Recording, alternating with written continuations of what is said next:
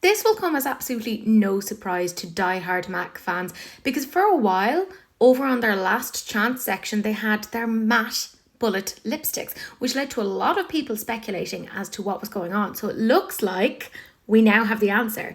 And they've taken those matte lipsticks and they've reformulated them.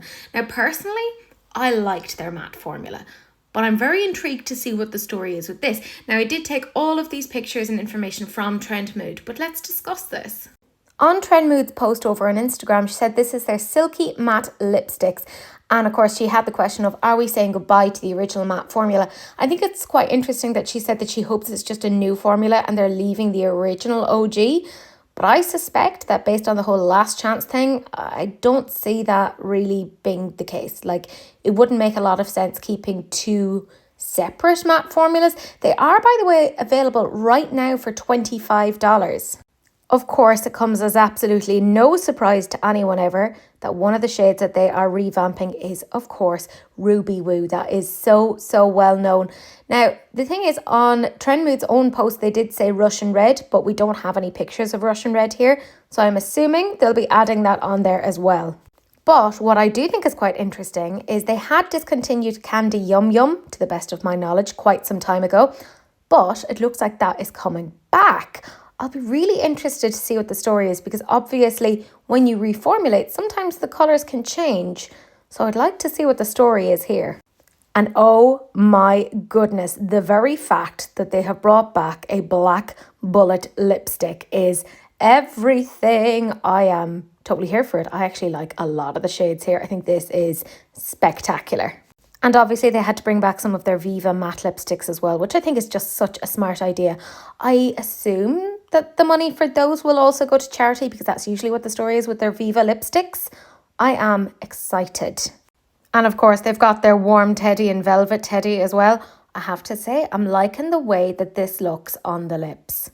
And I personally feel like one of MAC's best things are their lipsticks.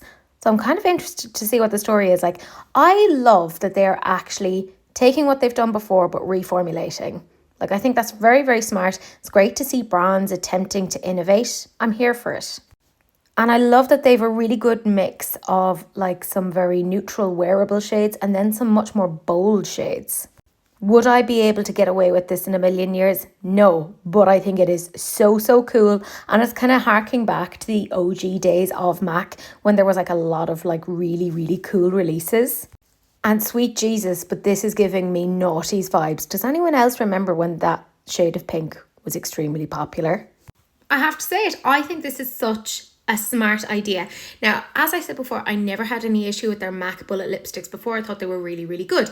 However, in general, I really like MAC in terms of their formulas. I think they're really good. They don't always innovate, but like, you know that you can always depend on them. So I think it says a lot when they've taken a very good formula that we knew worked and they've kind of gone, oh, we think we can improve on this. Hold on a second. I am for sure intrigued. I am all for a brand trying to make things better and better and trying to reformulate. This could be really interesting. And I mean, they're known for their bullet lipsticks. Let's be real.